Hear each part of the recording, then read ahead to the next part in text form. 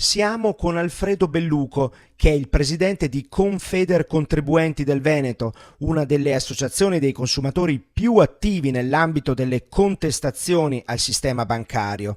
Il suo volto è divenuto noto al grande pubblico durante la vicenda che ha portato a uno dei più gravi rovesci bancari della storia recente, ovvero quelli della Popolare di Vicenza e di Veneto Banca.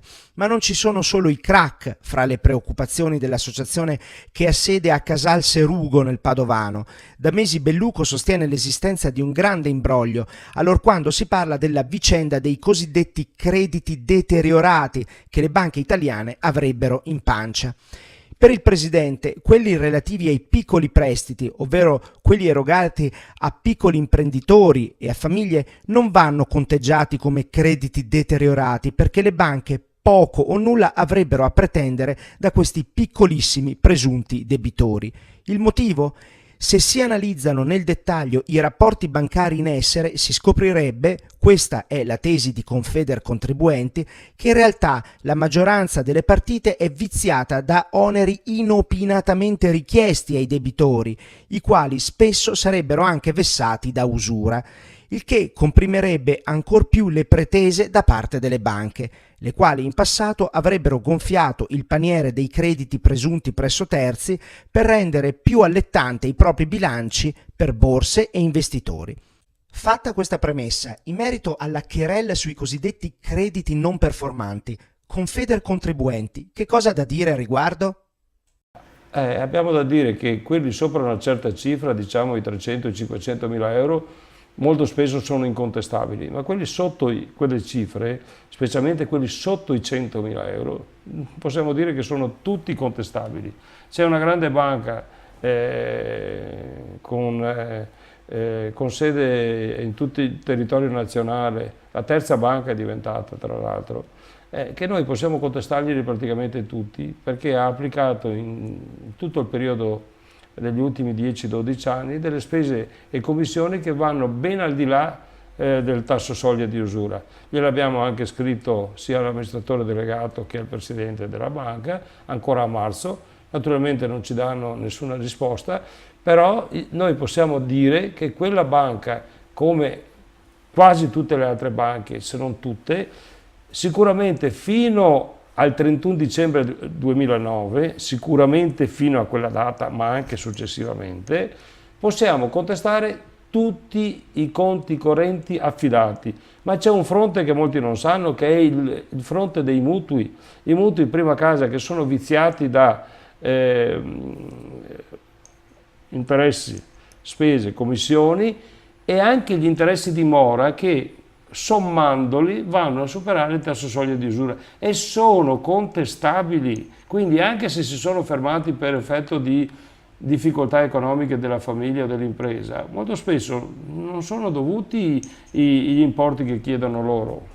Ecco, un quadro così descritto farebbe pensare a una situazione che è allarmante non solo sotto il profilo bancario, ma anche sotto il profilo sociale, perché dalle vostre parole emerge questa situazione, cioè che in realtà da anni il sistema bancario drena nei confronti dei risparmiatori, delle famiglie, dei clienti, più di quanto sarebbe lecitamente consentito. È corretto affermare una cosa del genere e soprattutto voi vi siete fatti un'idea delle cifre che potrebbero essere in ballo?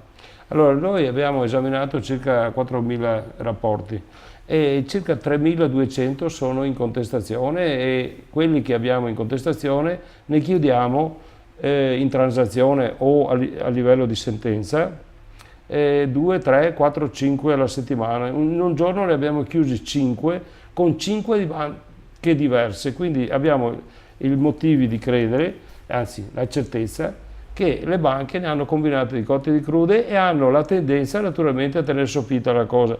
Il problema è che, come ho detto prima, la gente deve sapere che prima di pagare deve esaminare il proprio rapporto, perché ci troviamo di fronte a un marasma tale che le banche hanno gonfiato tutto, hanno gonfiato tutto anche per abbellire i loro bilanci, per essere più appetitosi in borsa dal punto di vista della loro azione. Questo hanno fatto in un periodo che è di circa 10-15 anni e adesso devono pagare il fio e adesso vendono a pacchetti da 10, 12, 15, anche 40 miliardi di euro questi NPL. Ma chi li compra sa cosa compra, lo sa che noi li contestiamo praticamente tutti. E poi quello che è più grave sono le GACS, i cosiddetti GACS, cioè le garanzie sulle cartolarizzazioni a sofferenza che il governo Renzi, Padoan, eccetera, hanno inserito come legge dello Stato. Secondo voi perché questa cosa è così preoccupante?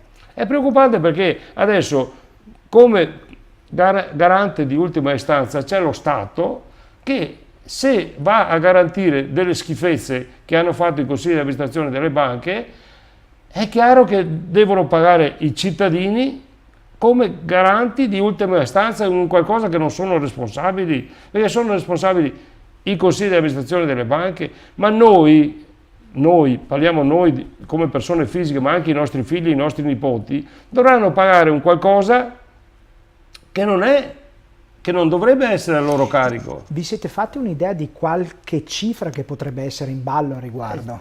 Stiamo parlando dai 300 ai 500 miliardi di euro. Quindi voi dite che questa situazione potrebbe compromettere addirittura la tenuta del bilancio dello Stato negli anni a venire? Ma certamente, perché sarebbe stato come se gli Stati Uniti d'America avessero garantiti con soldi propri i mutui subprime. Sarebbe stato esplodere non solo gli Stati Uniti d'America ma tutta l'economia mondiale, perché garantire delle schifezze, dei mutui bidone come erano i subprime, è come i 10, i 50, i 100, i 500 milioni di euro che hanno prestato a pioggia ai grandi capitani di industria, che naturalmente senza le garanzie sottostanti non possono essere riscossi, e quindi noi ci troveremo a garantire un qualcosa che non è dovuto da parte nostra. Semplificando in modo così un po' naif, si potrebbe dire che si potrebbe creare una sorta di caso Banca Popolare di Vicenza o Veneto Banca all'ennesima potenza, semplificando molto. Sicuramente, perché tutte le banche l'hanno fatta queste cose qui, non è che la banca piccola, la banca media, la banca grande, no, tutte le banche l'hanno fatto. Sicuramente, come ho detto, fino allo spartiacque del 31 dicembre del 2009.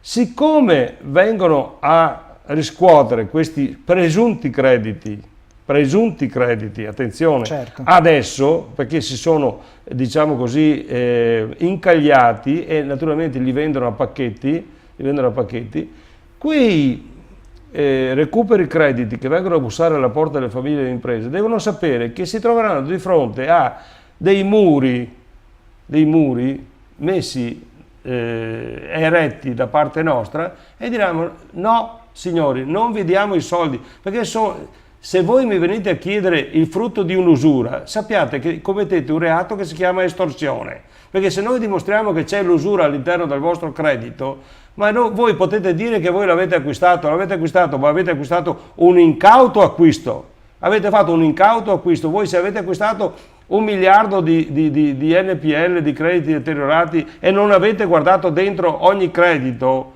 sappiate che avete fatto un incauto acquisto, e nel momento in cui voi ce li venite a chiedere, anche in base a una recente sentenza di Cassazione, la 53479 del 15 di novembre del 2017, venite equiparati all'usuraio.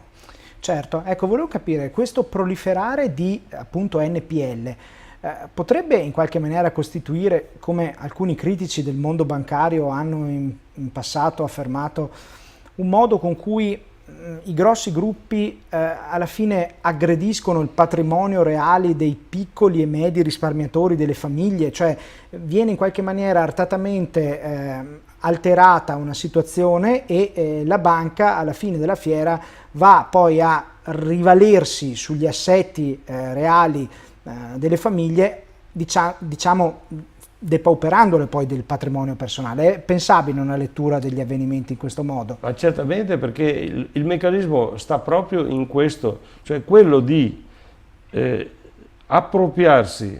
Io dicevo 10 anni fa il 50, 40, 30% del loro valore, adesso dico 30, 20, 10 e anche meno del valore immobiliare, perché stiamo parlando di una quantità di immobili di centinaia e centinaia di miliardi adesso, ma ogni anno ne vanno in esecuzione dai 300 ai 500 mila. Quest'anno parlano di 480.000 immobili che vanno in esecuzione.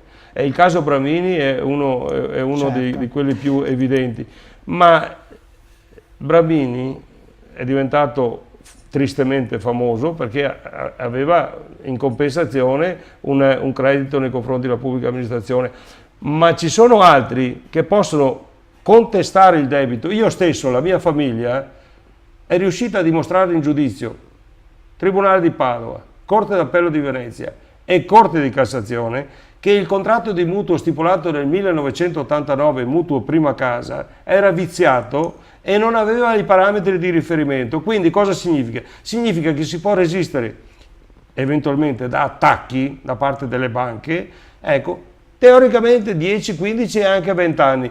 Quindi si può rimanere all'interno della propria abitazione attaccando a sua volta la banca. Questa è la verità dei fatti. Cioè loro non possono esigere un credito che non sia certo liquido ed esigibile.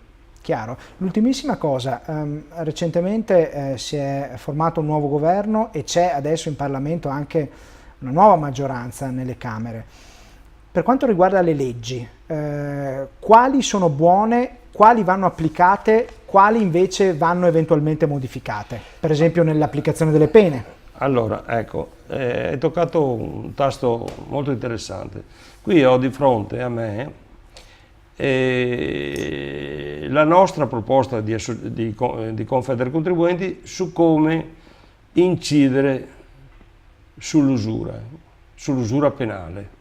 Allora, l'usura penale è sanzionata troppo poco, perché quelli che vengono presi ad applicarla molto spesso non si riesce a dimostrare la loro penale responsabilità. Allora, diciamo che ci vuole un responsabile penale che risponda in sede bancaria, quindi deve essere responsabile, come esiste in tutti gli ambienti di lavoro, il responsabile degli infortuni, della sicurezza, eccetera, deve esserci anche all'interno di ogni banca il responsabile per il superamento oggettivo del tasso soglia. Quindi risponde lui in caso che la banca abbia superato il tasso soglia di usura. Dopodiché ci vuole un aumento delle pene, ci vuole, io dico, minimo 6 anni di reclusione, perché è un reato devastante che distrugge famiglie e imprese. Dopodiché ci vuole l'abrogazione di una legge vergogna, che è la 106 del 2011, anzi la parziale abrogazione, perché è una legge molto lunga, è un decreto mille proroghe, del 2011, del decreto del governo Berlusconi, Bossi, Tremonti, eccetera, che prevede l'innalzamento di circa dai 4 agli 8 punti il tasso soglia di usura. Ora noi abbiamo già predisposto una norma di abrogazione di questa legge.